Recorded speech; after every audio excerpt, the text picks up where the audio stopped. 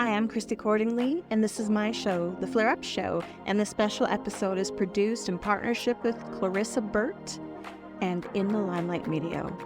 I originally created this show to advocate for myself through chronic illness, but today it's grown into a wellness show that's listened to all over the world. I love to practice well-being for the whole being. So if you're ready to rise, thrive, and elevate your life, stay tuned, enjoy the show, and thanks for listening. Hello and welcome to the Flare Up Show, and this show is produced by In the Limelight Media and Clarissa Burt. And today I have the renowned Dr. Stephen Sideroff. He's an internationally recognized speaker and authority on resilience, longevity, addiction, optimal performance, and mental health. He has published pioneering research in these fields. He is an associate professor in the departments of Psychiatry, Biobehavioral Sciences, and Rheumatology at UCLA. And his new book is The 9 Pillars of Resilience, the proven path to master stress, slow aging, and increase vitality. Welcome, Stephen. Thank you. It's a pleasure to be here with you. Yeah, I'm really excited to learn from you. And let's start off talking about the issue, which is the stress and anxiety. There is a bit of a, I don't know if we want to call it an epidemic when it comes to stress and anxiety and some of the chronic illnesses that have been occurring due to it. So can you maybe share a little bit about how stress actually impacts health and performance and what effect it actually has on our health as well? Yes, absolutely. And to your comment, it's stress has actually been labeled as the pandemic of the 21st century. Yeah. Because it is so comprehensive in how it impacts all of us in terms of our health, in terms of our performance, and really in terms of our happiness in life. And, people know that and talk about how the world and life keeps getting faster and faster and speeding up.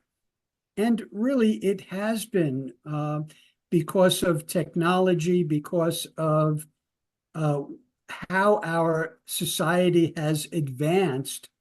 We've gone so far away from the stress response that we've evolved to deal with our stresses. So we still have the fight or flight mechanism of our hunter-gatherers, but our biology has not changed much in these last 50,000 years, but our society has changed so much. So there's a mismatch.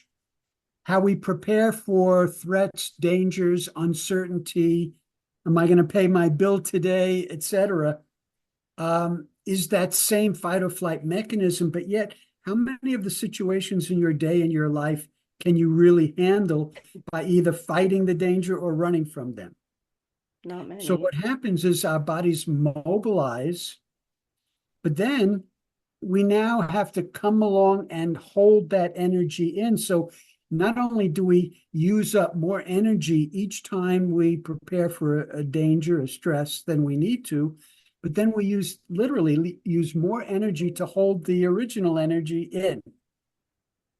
Tremendous mismatch that leads to an imbalance in the 2 branches of our nervous system, the activating branch, sympathetic to stress, and the recovery parasympathetic branch.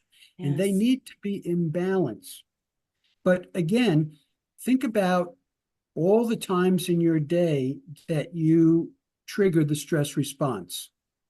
And we do it throughout the day, whether it's to just commute to work, whether it's dealing with somebody at work, whether it's a deadline, uncertainty. So we're continually activating the stress response.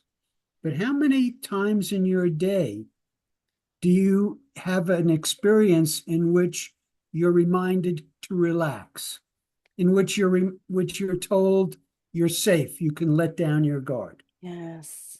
We don't have that at all in our day. So it all contributes to this mismatch and this imbalance that everybody is experiencing by physical symptoms, perhaps palpitations in their heart, GI type problems, aches, difficulty falling asleep. And then on top of that, we have the cognitive impact of the stress response as well. So there's good reasons why people are feeling like their stress is out of control, or there's so much on their plate that they are feeling very stressed. I am just writing down words so I don't forget to ask, because I thought of a couple things as you were talking, and I hope it's okay to go a little bit off script, but Of course. I love when you talk about like the hunter-gatherer and these mechanisms we have, in our, I call it the lizard brain, right? That's our instinct to, but our brain doesn't know that it's not a saber-toothed tiger chasing us. It's just my kid didn't take out the garbage. Now I have to confront him on it, right? Like the body doesn't know, because a lot of these stress responses, they're actually physical responses. Our body is responding to environment with sort of ancient programming, right? So we feel it, and that's why we get this physical response. And you said it goes up to the head. And I do believe a lot of the things we think actually come from what we physically experience. And I wanted to ask, I hear a lot about other fear responses like fawn and freeze. Are those things that we've sort of started to develop evolutionary, like this is just theory, it's not science, uh as we learn that fight and flight don't always work? Is that where these are coming from now, as we're seeing like the fawning and the really trying to create a safe space between people by complimenting and that type of thing? Well, the freeze response is actually a more primitive Hmm. defense mechanism than the fight or flight. Oh, wow. Yeah.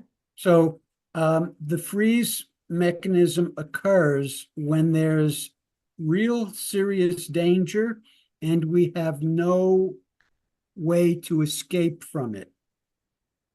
So, if if we observe, say, the possum, you hear this Play expression, dead. playing possum.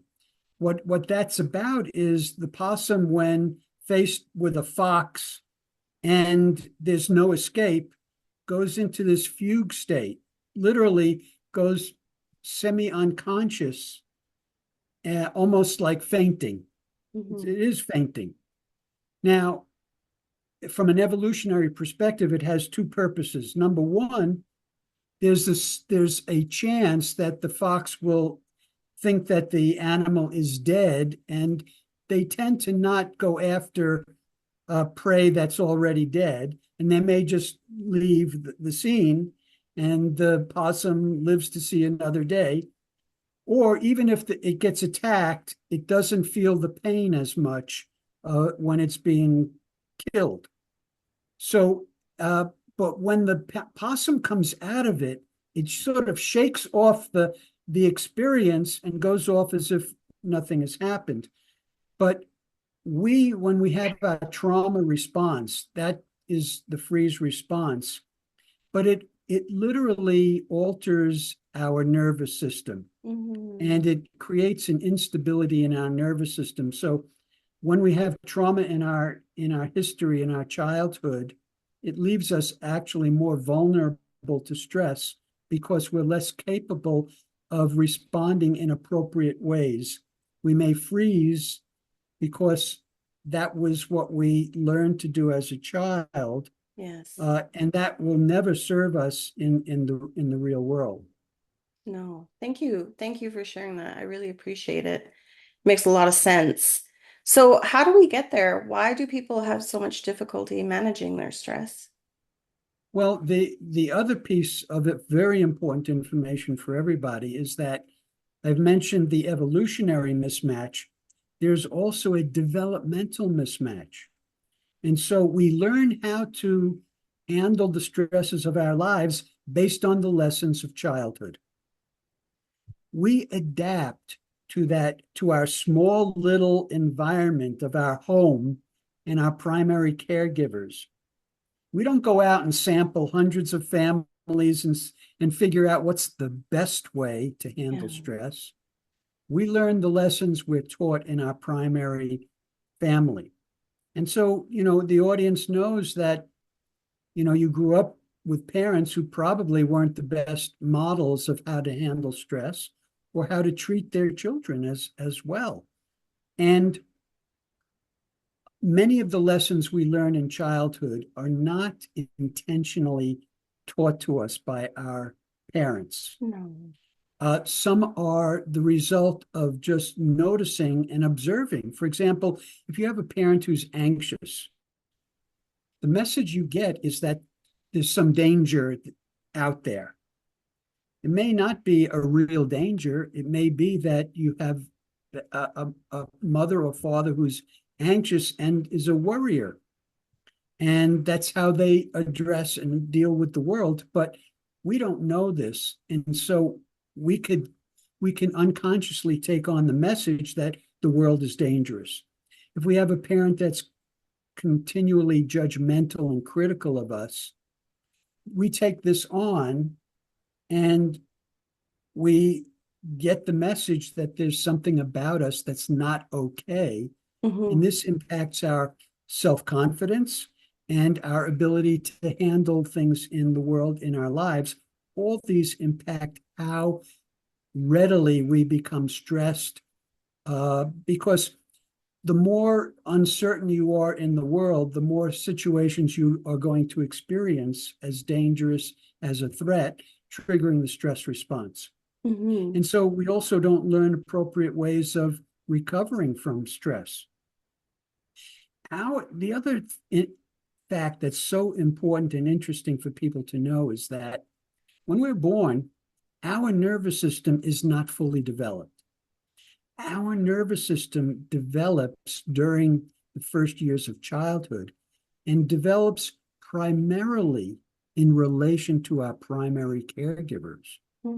So that here, if you have a parent and the child has gas, right, and is upset and is crying, and the mother gets nervous as not knowing how to deal with that, and the child then is in relationship with a parent who's nervous and anxious, that our nervous system will develop and our response will develop based on that. On the other hand, if we have a parent who's very calm and reassuring, we develop a very different type of nervous system functionality, so to speak. So all of these determine how we get into adulthood and deal with the stresses in our lives. This is why it's so important to realize that the lessons we've learned are not necessarily the best ones. Yes. So so now we're adults. Is it possible to reprogram our nervous system if it maybe has those underdeveloped or mixed developmental stages? And how do people get beyond some of those feelings? Because even though it may not be as dangerous as it feels, it really feels that dangerous, right? Absolutely. So this is where my model of resilience comes into play. So I've developed a model that has 9 components or pillars to it. And this is the result of my years of studying all the things that go into optimal functioning. Really, when I define resilience, I'm talking about optimal functioning. It's fully adaptive in this moment. And so to answer your correct question, on the one hand, we have these childhood lessons that become a powerful gravitational force. I refer to our primitive Gestalt patterns. In that, you can try and overcome them, but they have a tremendous power and force that just sort of pulls us back into those. People, I'm sure your audience will know that they may try to learn new lessons, but then find they're still dealing with some of their old ways of doing things. The very good news is that in patterns, we have the potential of neuroplasticity. Neuroplasticity is literally the ability we all have to rewire our brains. And it begins with my 5th pillar of resilience, which is mental balance and mastery, and adopting a growth mindset. And a growth mindset means you look at one of your shortcomings and you don't feel stuck with that shortcoming, which would be a fixed mindset. Instead, you say to yourself, how can I learn and grow and overcome this shortcoming? And so that's the start of it. It's the belief that whatever difficulty you have, there is a way of learning and growing and overcoming that. Mm-hmm. The next piece of that is my first pillar, which is our relationship with ourselves. And we all develop based on lessons of childhood, and then those lessons get incorporated into the voice we hear 24/7. Our internal voice, I like to refer to it as our old internal parent, because the goal is to move away from that. Yes. To a new internal voice that's healthier. The old voice, which I encourage everybody to start paying attention to. How do I talk to myself? Am I critical and judgmental, or am I loving and accepting? Do I look for what can go wrong or what can go right? And so we want to start monitoring how we talk to ourselves, because that's the clue of how we get ourselves in trouble. Yeah.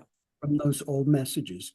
And then I identify in my first pillar the qualities of a healthy internal voice or internal parent that comes from a place of love, compassion, acceptance. That's a big thing, accepting yourself, support, care, and joy. Okay.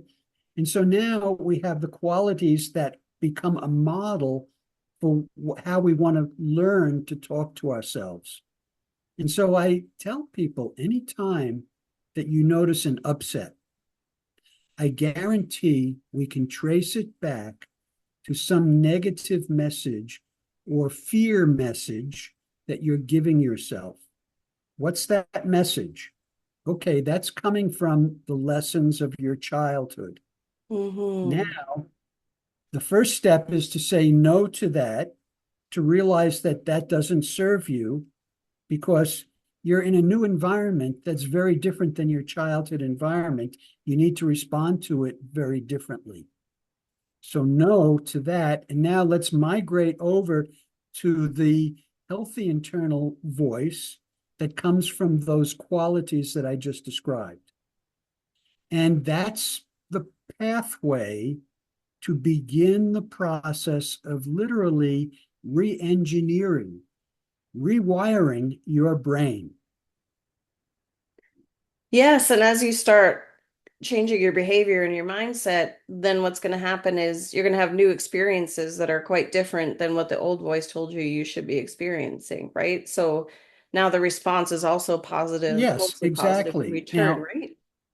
the old voice doesn't go quietly into, because the old voice developed out of survival learning. Our childhood lessons, our newest lessons were based on survival. We had to survive that childhood environment. And so those messages go in very deep. And we like to say that recovering from that is like peeling the layers of an onion. You work on it only to find that there's another level to it, and then another level. So it's an ongoing process that people need it to be accepting, that it takes a while, and persistent and focused on this process that I just identified. Yeah, even in that healing, it takes time. I remember once I was going through something quite phenomenal, and I was doing, double the amount of yoga and breathing and meditation. And a friend of mine pointed out, she goes, it's not a race. Just because you do more, it doesn't mean it's going to happen quicker. Like you can't race through, like you're not resting. You're actually activating your sympathetic nervous system again because you're applying so much attention to the healing. You can't do that. It's gotta, yeah. And and that illustrates a very important point, which is that even when we get this picture of what we need to do to change, we usually approach it with the old voice. So as you said, you're doing yoga, but you're doing it in this fast way because you're bringing the old pattern to the new behavior. So it's another thing that we must be aware of. Yes, and to get immersed in the experience and stay curious through the different things that are coming up for us. Now, your book is so wonderful and there's so much in it, and it's not the kind of book, I don't think anyways, that you read one time and then put away. Well, how do you recommend people work with the information in your book and follow the pillars and continue? Because it is a long-term process to sort of heal and change and rewire. Yeah, absolutely. It's interesting. I'll have people say that, I couldn't put the book down, but now I have to go back and read it again. And my book is really designed as a handbook for living your best life. Mhm. It takes you step by step through a process, and it begins with a resilience assessment questionnaire, which, by the way, is a free gift to all of your audience.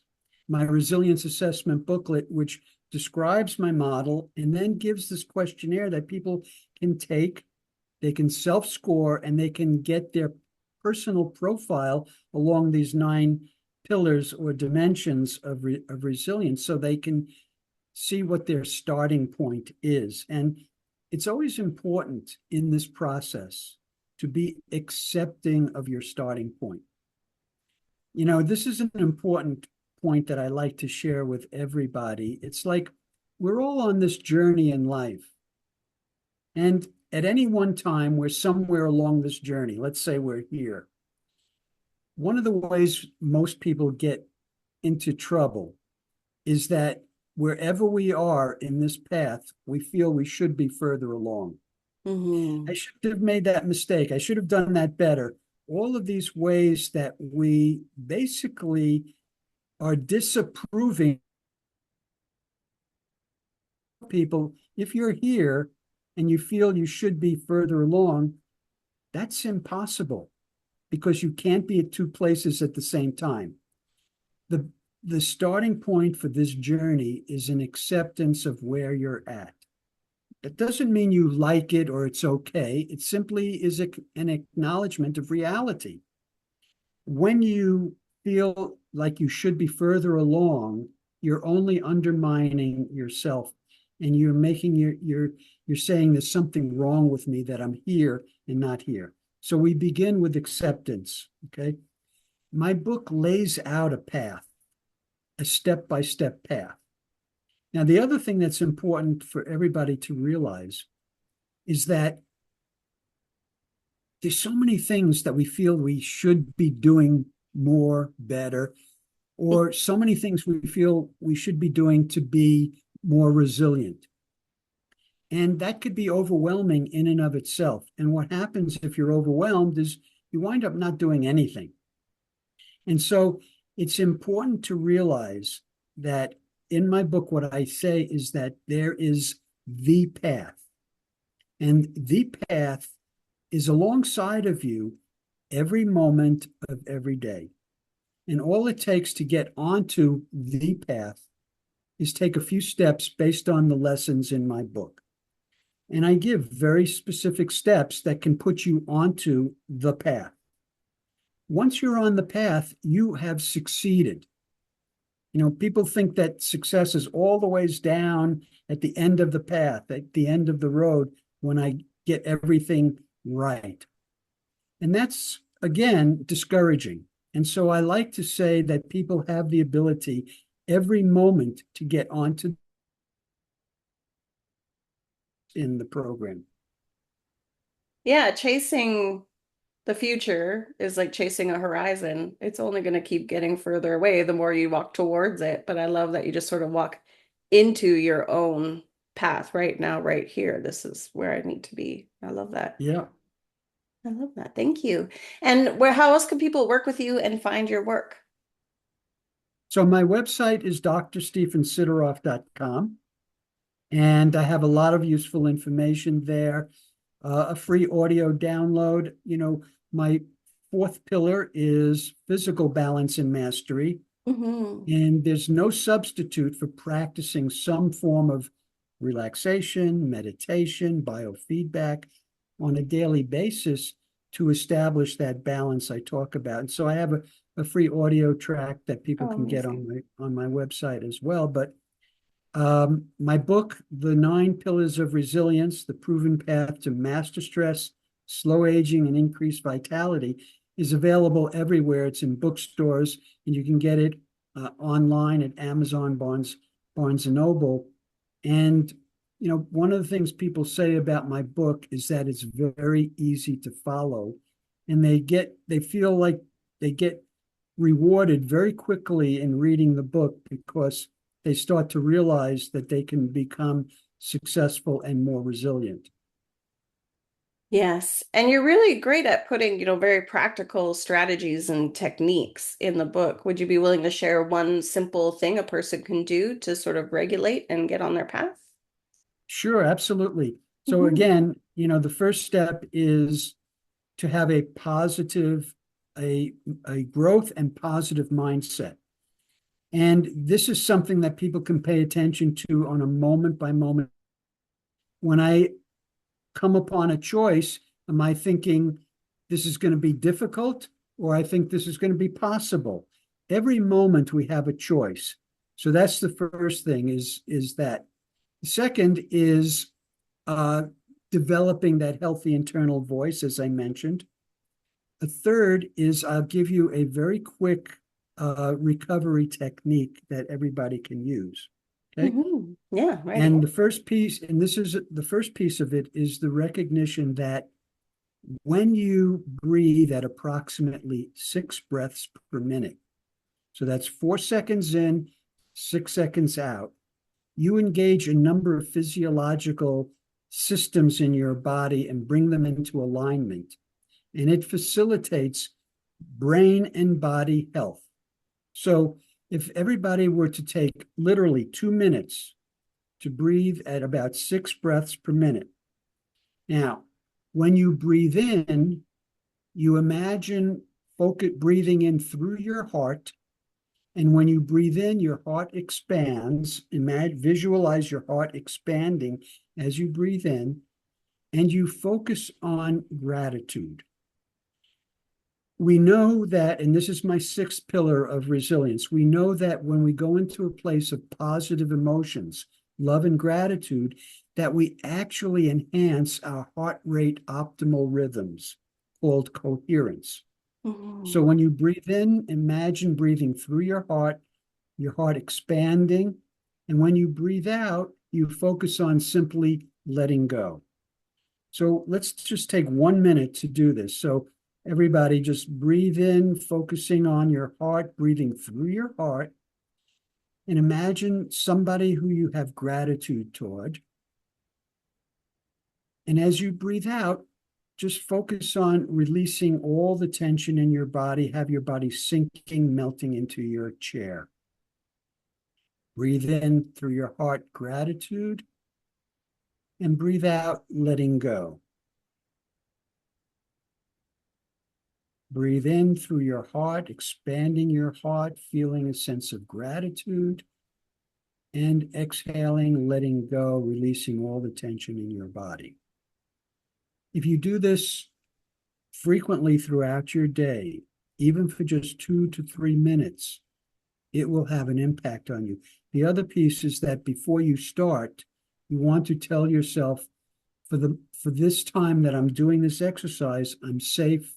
There's no danger. I could let go of everything so that I use this time fully to recover. So you set the stage for the exercise having the full benefit. Thank you. Thank you for sharing that. It was You're really welcome. enlightening and I really enjoyed our conversation. Is there anything else you would like our audience to know before we sign off for today? Well, the only other thing is to remember to be accepting of yourself and to be compassionate with yourself. If you make a mistake, rather than beating yourself up for it, have compassion toward yourself. Find the lesson to be learned so that you can do it better the next time. And this is my definition of resilience, which is not the ability to bounce back, but the ability to bounce forward. I like that. Thank you so much for sharing, Dr. Stephen. You're very welcome. Thank you.